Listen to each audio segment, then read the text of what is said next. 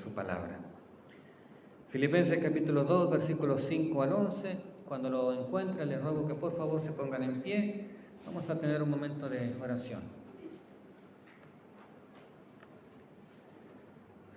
Padre, nos disponemos, Señor, nuevamente en esta mañana para escuchar su voz a través de su palabra. Como cada domingo, Señor, venimos con el deseo de escuchar lo que usted tiene preparado para nuestras vidas. Padre, desde ya queremos rogarle que usted prepare nuestro corazón. Sabemos, Señor, que muchas veces hay cosas que están en nuestras vidas, en nuestros pensamientos, preocupaciones o simplemente, Señor, cosas que nos distraen a veces de poder concentrar nuestra atención en su palabra. Pero rogamos, Señor, que en esta hora, a través de su Espíritu Santo, usted nos permita poder disponer nuestra mente, nuestro corazón, nuestro ser por completo para escuchar su voz, para recibir lo que su palabra quiere entregar a nuestras vidas. Gracias, bendito Dios, por todas y cada una de sus misericordias. Le bendecimos, Padre, en el nombre de su Hijo amado Jesucristo. Amén. La palabra del Señor dice así, un pasaje que seguramente usted ha escuchado ya en otras oportunidades.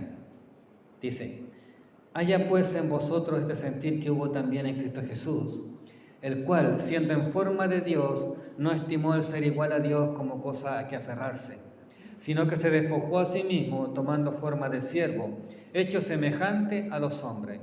Y estando en la condición de hombre, se humilló a sí mismo, haciéndose obediente hasta la muerte y muerte de cruz. Por lo cual Dios también le exaltó hasta lo sumo y le dio un nombre que es sobre todo nombre, para que en el nombre de Jesús se doble toda rodilla de los que están en los cielos y en la tierra y debajo de la tierra, y toda lengua confiese que Jesucristo es el Señor, para gloria de Dios Padre. ¿Pueden tomar su asiento, pues?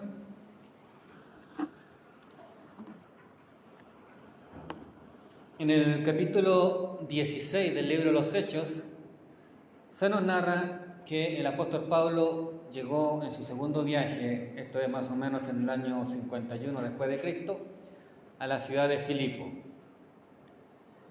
En esta ciudad tenía la particularidad que era una colonia romana. ¿Qué significa eso? Que los habitantes de Filipo tenían las mismas atribuciones que los habitantes de Roma. Básicamente era como que una persona que viviera en Roma no perdía ningún privilegio estando en Filipo. Era como que estaba viviendo en Roma, con la única excepción de que los habitantes de Filipo no pagaban impuestos. Por eso muchos habitantes de Roma se iban a Filipo. ¿Y por qué había acontecido esto? Porque cuando los romanos quisieron conquistar a los macedonios, se produjo una escasez de sal. Eso provocó que los soldados quisieran retirarse, ya que ellos recibían su salario en sal. Y los habitantes de Filipo preferían ser conquistados por los romanos a estar bajo el dominio de los macedonios. Así que ellos reunieron sal y le entregaron a los romanos. De esta manera los soldados pudieron recibir su salario, y procedió la conquista de Filipo y de Macedonia por los romanos. Y por eso, en premio, Filipo era una colonia. Cuando Pablo llega, esto es, como dije anteriormente, en el año 51 más o menos, después de Cristo, a Filipo, él en esta ciudad fundó la primera iglesia en Europa. La primera iglesia que él funda es la iglesia de Filipo. Eso hace que, como pasa con las primeras obras de toda persona, Pablo le tuviera un cariño muy especial a esta iglesia, casi como de un padre hacia un hijo. Por eso que cuando usted lee la carta a los filipenses, va a notar que hay como un tono muy, muy paternal, muy amoroso de Pablo hacia esta iglesia. Cuando Pablo llega a esta iglesia, ahí se producen tres eventos muy importantes, para la fundación de la iglesia. Recordemos que en ese lugar se convirtió Lidia, la mujer que vendía púrpura, que era de Tiatira, pero estaba en Filipo. Ella se convierte y en su casa la abre para que se reúnan los cristianos. También Pablo reprendió el espíritu que había en una muchacha, un espíritu de adivinación, y a causa de esto fue encarcelado.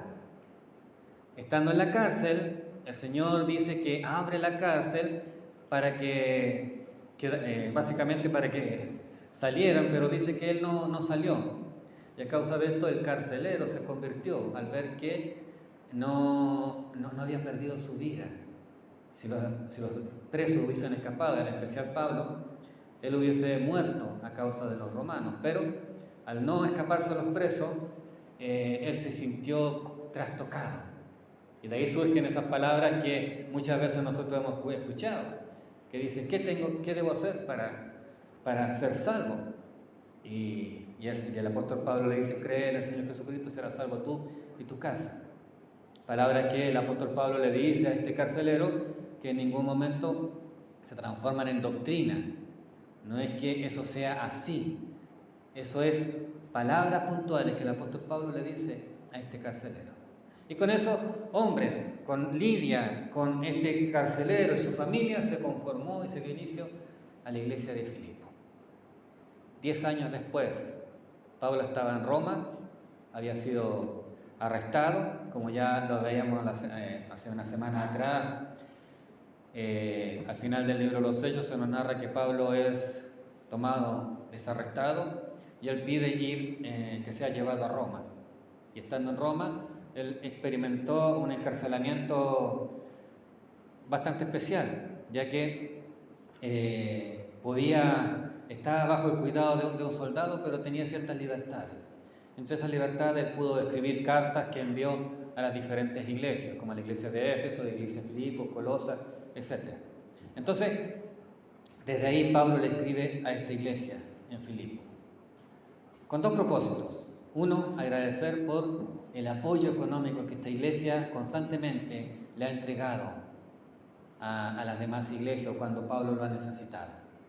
Y segundo, animarles y alentarles a que ellos puedan permanecer firmes en el Señor. Entonces, en el mensaje que Pablo entrega, hay algo que quiero compartir con ustedes en esta mañana y tiene que ver con el pasaje que acabamos de leer. Y tiene que ver con el propósito de la obra del Señor, tanto en la humanidad, la obra en la persona y esa provisión de Dios sobre aquellos que creen en Él. Y todo comienza con lo que nos dice acá el versículo 5 del capítulo 2. Haya pues en vosotros de sentir que hubo también en Cristo Jesús. Pero ya lo hemos leído, quiero irme al versículo 11, cuando dice, y toda lengua confiese que Jesucristo es el Señor, para gloria de Dios Padre. Y quiero irme ahí porque el propósito de lo que el Señor Jesús hizo fue para la gloria de Dios Padre. ¿Y qué fue lo que el Señor Jesús hizo? Dice que Él, siendo en forma de Dios, versículo 6, no estimó el ser igual a Dios como cosa que aferrarse, sino que se despojó a sí mismo, tomando forma de siervo, hecho semejante a los hombres. Y estando en condición de hombre, se humilló a sí mismo, haciéndose obediente hasta la muerte y muerte de cruz. Hay algo interesante, hay algo que nos llama la atención de este pasaje. Y es el hecho de que el Señor Jesús haya tomado la determinación o la decisión o la opción de, siendo Dios, despojarse de su gloria. El profeta Isaías en el capítulo 53 registra el sufrimiento del Señor Jesús. Pero él dice que el Padre derramó su ira sobre el Señor Jesús, o Él cargó a su Hijo con los pecados de la humanidad. Pero el apóstol Pablo deja en claro que ese sufrimiento del Señor Jesús en la cruz no fue un sufrimiento contra su voluntad. No es que el Señor Jesús haya venido contra su voluntad, sino que dice el apóstol Pablo que Él, siendo en forma de Dios, no estimó el ser igual a Dios como cosa a que aferrarse, sino que se despojó a sí mismo, no de su deidad, no se despojó a sí mismo de sus poderes, de sus atributos, no se despojó de su gloria, se despojó del privilegio de ser Dios. Él decidió por decisión propia, siendo Dios, someter toda su esencia, su naturaleza a las limitaciones de un ser humano. Por eso el Señor Jesús no usó su poder para su beneficio, usó su poder solo para glorificar al Padre, para que el Padre sea glorificado. No es que Él sanó porque el ciego se acercó a Él, o porque el leproso se acercó a Él, o porque el paralítico estaba en su camino. Todas y cada una de las obras que el Señor Jesús hizo, las hizo con el propósito de glorificar al Padre. ¿Por qué? Porque cuando los fariseos quisieron cuestionarle, Él les dice, si no creen por lo que yo les digo, crean por mis obras, por lo que yo he hecho. Pero en ningún momento aceptó que Él fuese glorificado, que Él fuese exaltado a causa de las obras, sino que siempre encauzó la gratitud, la adoración, la alabanza hacia el Padre. Él, por decisión propia, somete toda su gloria, todo su poder para glorificar al Padre, haciéndose hombre, viviendo como hombre. Y quizás nosotros nunca vamos a lograr entender la magnitud o la grandeza o la trascendencia de esto, porque toda nuestra vida hemos sido seres humanos. No conocemos lo que es ser Dios. No sabemos lo que es ser Dios. No sabemos qué significa ser santo, sin pecado, puros, sin ni siquiera tener la más mínima partícula de pecado en nuestra vida. Por ende, no podríamos entender lo que para Él significó hacerse hombre. Hacerse un hombre con toda nuestra naturaleza, con todas esas limitaciones que nosotros tenemos. Generalmente cuando miramos el nacimiento de Jesús decimos, Él nació en un pesebre lleno de animales, con todos los olores y con todo lo mal que hay ahí. Cuando miramos la crucifixión, Él fue azotado, Él fue clavado, Él fue insultado, Él fue abofeteado. Porque eso para nosotros es lo más terrible. Que Él haya nacido en un pesebre rodeado de animales, con todos los olores, con todas las limitaciones y con todo lo desagradable de ese lugar, para nosotros es terrible. Que Él haya sido crucificado, que haya sido azotado, que haya sido clavado en una cruz, que haya sido despreciado, insultado, abofeteado, que le hayan puesto una corona de espinas, eso para nosotros es terrible, porque eso es lo que nosotros podemos dimensionar o en cierta manera entender, imaginarnos el dolor, el padecimiento que él experimentó. Pero lo más terrible, tanto de su nacimiento como de su muerte, lo más terrible para el Señor fue hacerse hombre siendo Dios y experimentar esa naturaleza de pecado y siendo Dios morir cargando el pecado de toda la humanidad. Eso fue lo más terrible para el Señor. Nunca lo vamos a entender ni lo vamos a dimensionar, pero eso es. Eso es lo que para él le provocó mayor angustia. Él estaba dispuesto a hacerse hombre y estaba dispuesto a morir. Y tomó la decisión de hacerse hombre y morir en una cruz. Para glorificar al Padre de Dios. Padre, Padre, dice, ¿por qué me has desamparado? Estando en la cruz. Y en el Getsemaní él dice, Padre, si fuera posible que pase de mí esta copa, pero que no se haga mi voluntad sino la tuya. Entonces Pablo recuerda todas esas cosas y dice, quizás muchos de ustedes dicen, Dios me amó y por eso se vino a la tierra y por eso murió en la cruz. No deja de ser cierto. Juan 3:16 dice, porque de tal manera amó Dios al mundo, que ha dado a su Hijo unigénito, para que todo aquel que en él crea no se pierda, mas tenga vida eterna, ciertamente. Pero hay un pequeño detalle. El amor del Señor Jesús por nosotros no es superior al amor que siente hacia el Padre y su deseo de glorificarle a Él. La mayor razón por la cual el Señor viene a este mundo es para glorificar al Padre. Y quiero hacer un énfasis. La Trinidad es una de las doctrinas más difíciles de entender.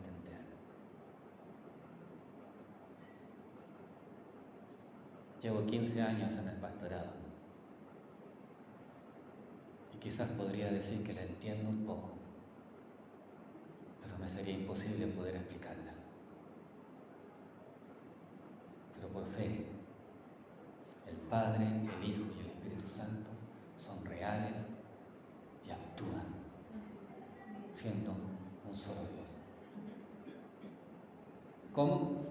Si yo fuese capaz de explicarlo, Dios no sería Dios. Porque cuando el ser humano sea capaz de explicar todas y cada uno de los misterios,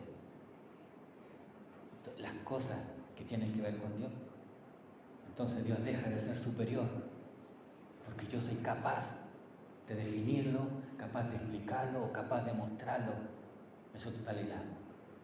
Pero por lo tanto, por el hecho de que Dios es Dios y está muy por encima de mi conocimiento, de mi inteligencia o de la inteligencia de cualquier ser humano, o del conocimiento de cualquier ser humano, Él sigue siendo Dios y para nosotros muchas de sus cosas siguen siendo un misterio.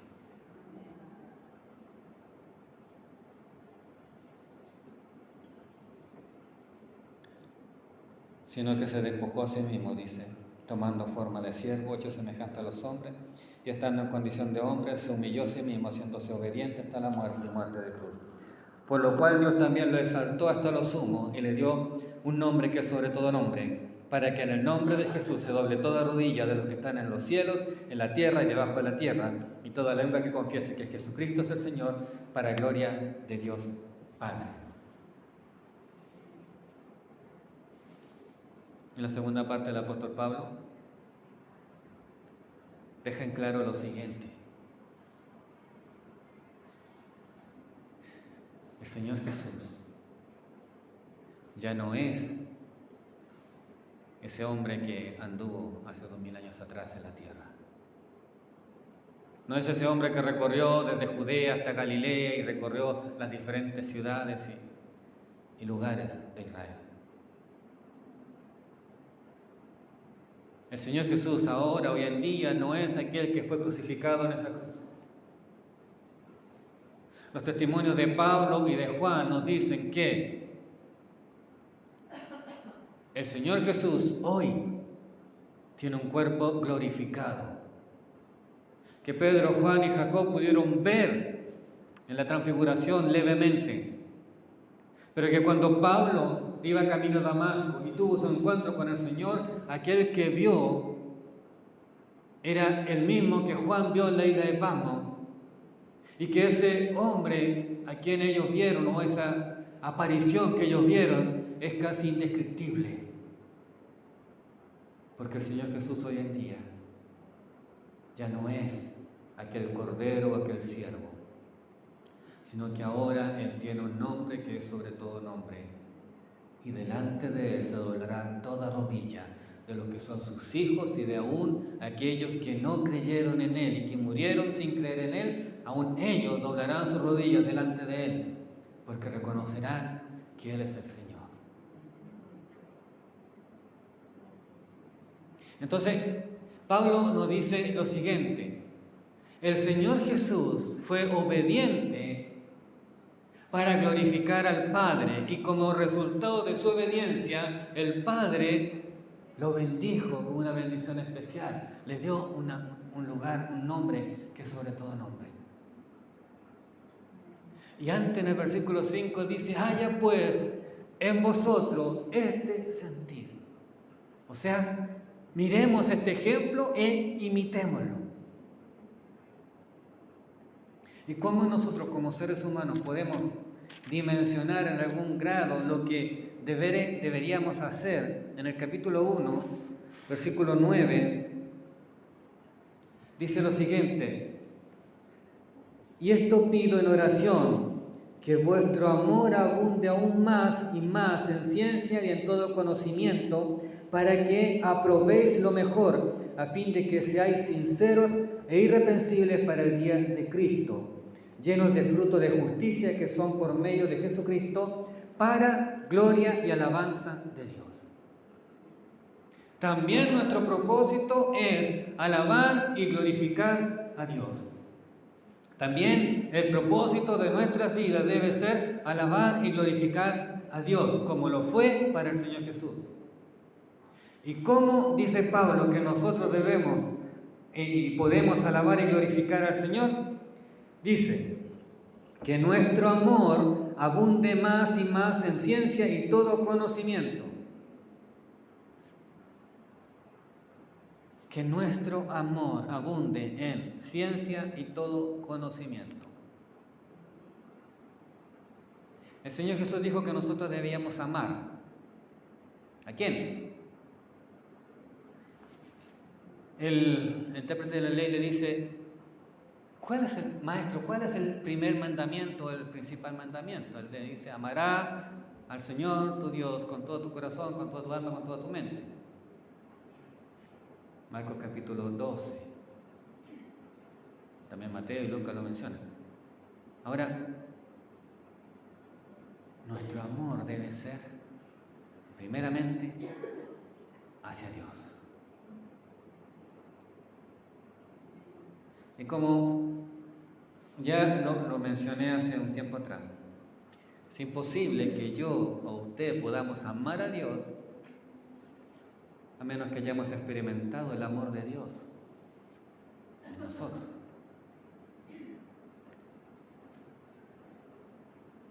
Entonces Pablo dice que nuestro amor debe abundar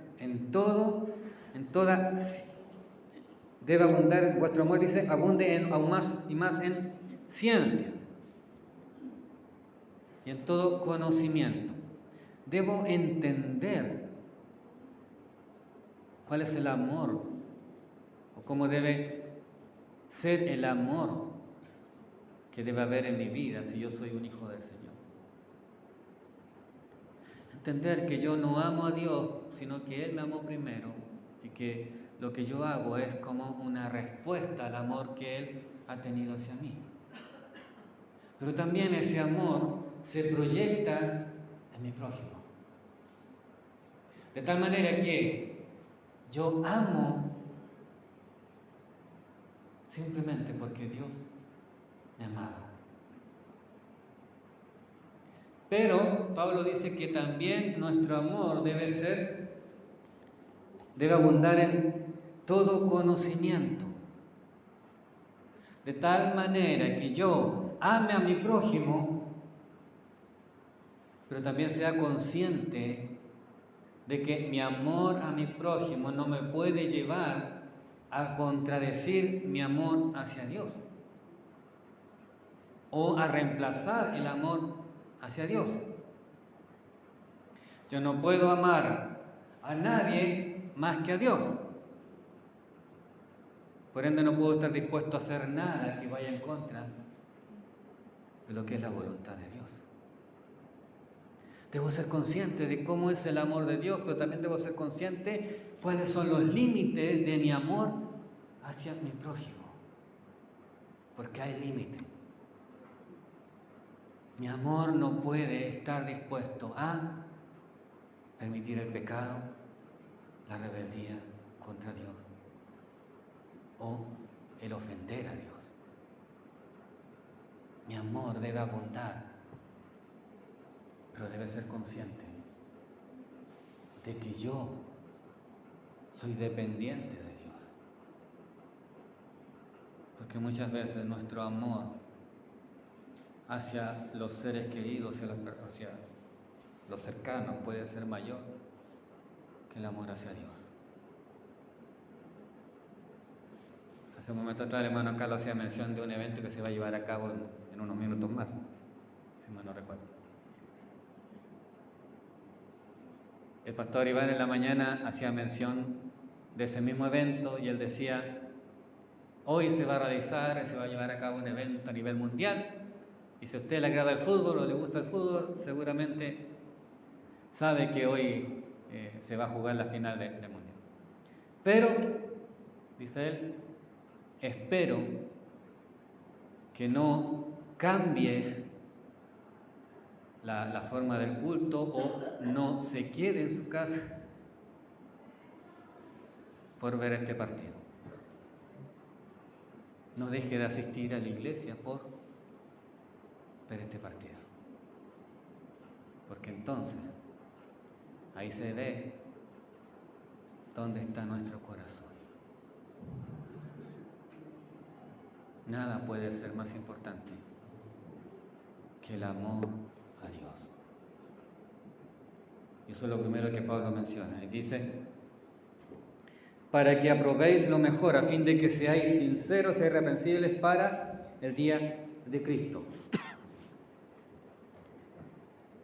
Recordemos que cuando nos enfrentemos al juicio y el Señor nos tenga delante, nosotros seremos juzgados por su palabra. Y seremos juzgados por nuestras obras. Y lo único que nos va a salvar es nuestra fe en el Señor Jesús. Solo Él nos hizo justos, nos justificó e hizo de nosotros hombres y mujeres aptos para estar en la presencia de Él.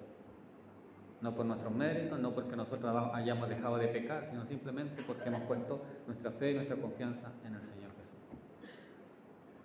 Si yo amo al Señor con todo mi corazón y anhelo servirle a Él y hacer su voluntad cada día de mi vida, a pesar de que yo peque, falle, el Señor me tendrá en consideración. ¿Por qué? Porque Él ya me ha hecho parte de su pueblo. Por eso que no puedo amar a nadie, ni mi amor puede ser más grande hacia nadie, sino solo hacia Él. Y dice: para que probéis lo mejor, a fin de que seáis sinceros e irreprensibles para el día de Cristo. ¿Sabe que la palabra irreprensible es un término muy grande? Irreprensible, que no puedo ser reprendido por nada, o sea, no hay nada de lo cual me puedan hallar culpable. Si fuésemos sinceros, si fuésemos transparentes, si conscientes de nuestra realidad, nos daríamos cuenta que es imposible que nosotros podamos ser irreprensibles. ¿Pero por qué somos hallados irreprensibles delante del Señor? Porque el Señor está con nosotros. Porque nos selló con su Espíritu Santo. Porque cuando estemos delante de la presencia del Señor, el Señor estará como nuestro defensor, nuestro abogado. Él habrá muerto por nuestros pecados, habrá lavado y limpiado nuestra vida. Y seremos hallados irreprensibles, solo por su misericordia. Llenos de fruto de justicia que son por medio de Jesucristo, para gloria y alabanza de Dios, llenos de frutos de justicia, llenos de frutos que solo produce el Señor en nuestra vida. De esa forma, nosotros podremos alabar y glorificar a Dios, siendo guiados por el Señor a través de su Espíritu Santo. Romanos capítulo 8, los primeros versículos, dice que los que viven conforme a la carne están en condenación, pero los que viven conforme al Espíritu, de nada pueden ser acusados, no hay nada que los condene. Porque vivir conforme al Espíritu es ser guiado por el camino correcto. Pablo culmina su mensaje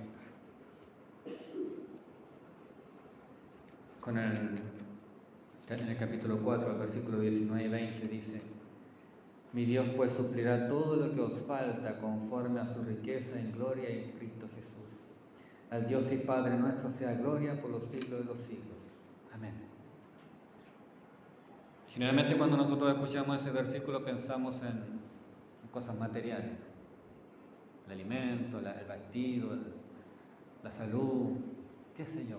Se nos vienen quizás muchas cosas a nuestra mente. Pero piensen en esto. El Señor fue obediente para glorificar al Padre, obedeció hasta lo sumo, o sea, no cuestionó nada, no desobedeció nada, cumplió toda la voluntad del Padre. Pablo dice que nosotros debemos ser igual a Él, o sea, obedientes en todo, cumplir toda la voluntad del Padre, dejar que Él obre en nuestra vida, de tal manera que nosotros podamos producir frutos de justicia, ser hallados justos, irreprensibles delante de Él. Y como le dije hace un momento atrás, si nosotros somos sinceros, nos daríamos cuenta de que va a ser difícil que nosotros nos podamos presentar delante del Señor, siendo justos, siendo irreprensibles, con la frente en alto, sintiendo que no hemos ofendido a Dios en nada y que hemos actuado perfecto. Entonces Pablo al final dice, ante esta quizás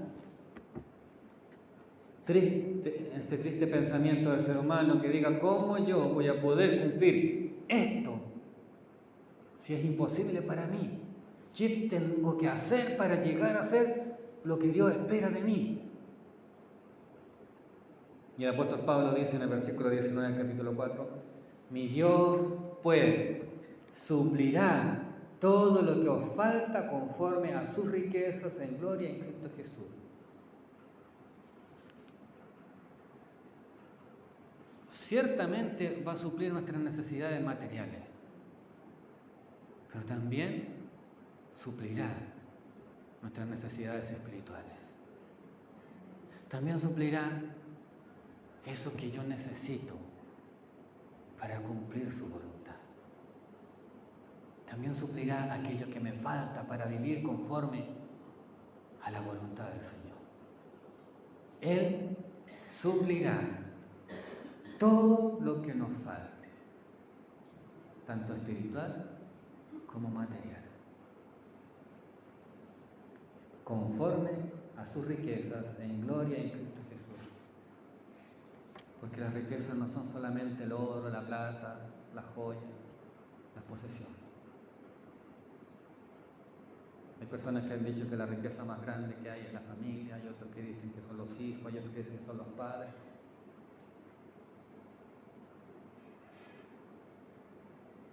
Para Dios, todas las cosas son riquezas, porque todas las cosas son de Él. El poder, la gloria, la alabanza. De Él es el oro y la plata, Él ha creado todo lo que existe y no hay nada que para Él sea imposible. Entonces, conforme a toda su posesión, conforme a todo lo que Él tiene, Él suplirá todo lo que nos falte. Al Dios y Padre nuestro sea gloria por los siglos de los siglos. Amén. Porque somos hechura suya, dice Efesios capítulo 2, versículo 10. Creados en Cristo Jesús para hacer buenas obras, las cuales Dios preparó de antemano para que anduviésemos en Él. Para Él sea toda la gloria por los siglos de los siglos. Amén. Todo es por Él y para Él. Y lo único que necesitamos es reconocer que necesitamos de Él cada día. Que necesitamos que el Espíritu Santo esté guiando nuestras vidas cada día y que Él vaya supliendo aquellas cosas que necesitamos para cumplir su voluntad. ¿Cuáles son mis debilidades? Mire, el ser humano, por esencia, si usted le pregunta a una persona,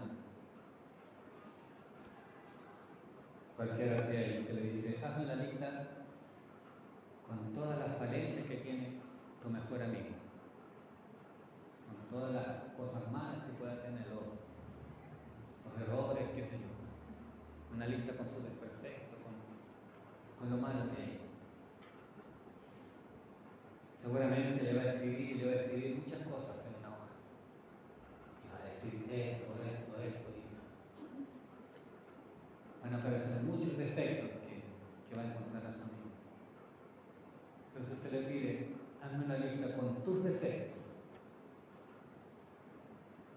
quizás va a ponerse a pensar un momento, va a tratar de pensar y recordar qué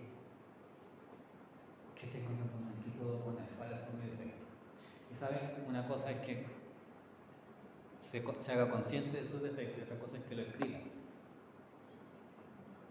Porque yo puedo ser consciente de mis defectos, pero me cuesta escribirlo porque no quiero que otros sepan lo que es mi debilidad. Muy bien. Debemos hacer ese ejercicio. Esforzarnos por buscar nuestros defectos, nuestras debilidades, lo que nos cuesta. Y pedirle al Señor que nos ayude para vencer, para remediar eso, para mejorar eso. Y Él suplirá todo lo que nos falte, conforme a su riqueza. Quiero invitarle a que inclinemos nuestro rostro y le demos una oración al Señor. Gracias, Padre Celestial, por su palabra. Gracias, Señor, porque ella habla nuestras vidas cada día. Sin importar, Señor, cómo estemos, ella siempre va a hablar a nuestras vidas.